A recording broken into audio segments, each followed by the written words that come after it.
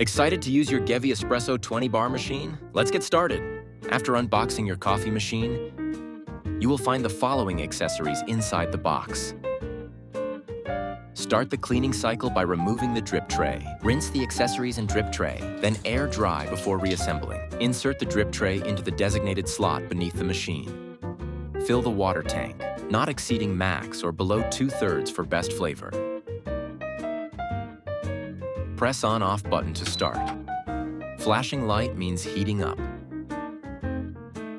When all 4 buttons are lit, the machine is ready. Press the single cup button, allowing water to flow from the group head to clean the internal pipes. Press steam button. When the light turns white, the machine is ready to steam. Turn the knob to steam, marked to start releasing hot water. Allow water to run through for 20 seconds. Turn the steam knob to off position. Wipe down the exterior with a damp cloth. Now your machine is ready to use.